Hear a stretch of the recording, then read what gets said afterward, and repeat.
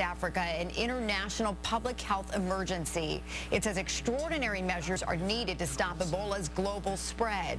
Meantime, the State Department has ordered the families of American diplomats in hard-hit Liberia. This is an NBC News Special Report. Here's Savannah Guthrie. Good morning, everyone. This is an NBC Special News Report. I'm Savannah Guthrie, and we are following breaking news at this hour out of Iraq. U.S. officials now telling NBC News that U.S. forces have just dropped 2 500-pound bombs in Iraq. We're told this happened outside the town of Erbil. We have Kristen Welker at the White House this morning. She's got the latest on this. Of course, Kristen, this comes after last night the president came out and said he had authorized just this type of military strike. That's exactly right. They've been monitoring this situation overnight. Savannah, here's the very latest that we are getting from the Pentagon. At approximately 6:45 Eastern Time, the U.S. military conducted a targeted airstrike against the Islamic State of Iraq.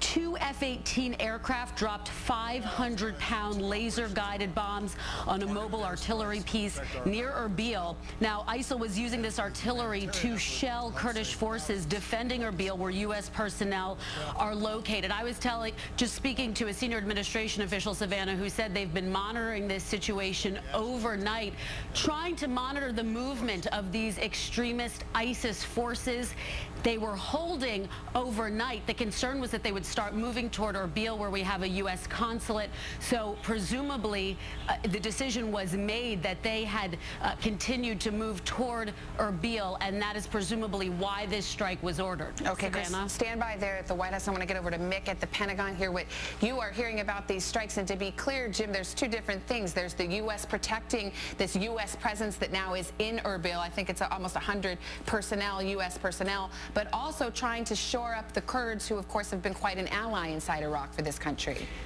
I think that latter equation is more in play here than simply protecting Americans. After all, they've known that the rebels were advancing on Erbil for nearly a week now, and if they could have easily removed the Americans from Erbil. But that city of Erbil, 1.5 million people in Kurdistan, is absolutely essential to any kind of future strategy on the part of certainly Kurdistan and the Peshmerga forces there, and the U.S., quite frankly, who wants to preserve that Kurdistan autonomy and those Peshmerga forces. After all, they're considered the most fiercest fighters, really, throughout any military force in Iraq. Those are the Kurdish fighters, Mick, just so to be clear. The Kurdish fighters, yes, Kurdish Peshmerga fighters are considered to be the best trained, the fiercest fighters in Iraq, yet ISIS was able to overrun their positions, some of their positions, and force the Peshmerga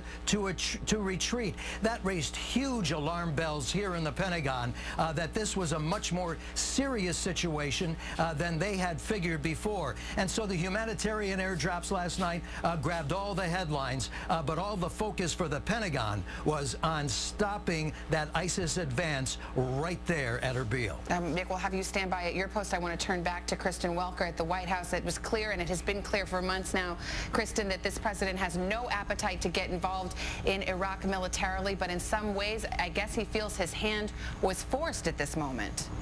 That's exactly right. This is a president who ran on a platform of ending the war in Iraq, a war he once referred to as a dumb war, Savannah. He did not want to re-engage militarily in Iraq, particularly after having declared the war over in 2011. He has been resisting this, but you're right.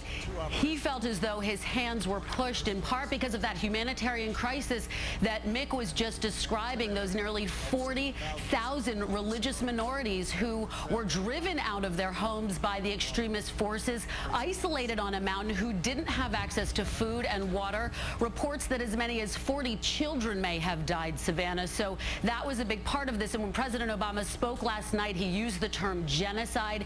He said that this is in part about preventing a genocide, what we saw in Rwanda, for example, but also protecting U.S. interests, as Mick was just describing.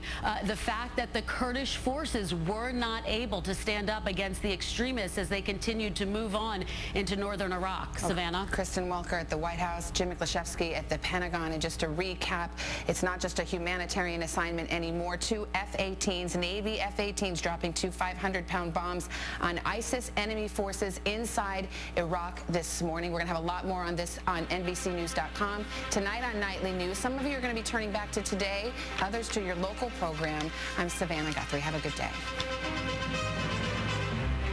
At Lowe's. Did you know Dove is the #1 recommended body wash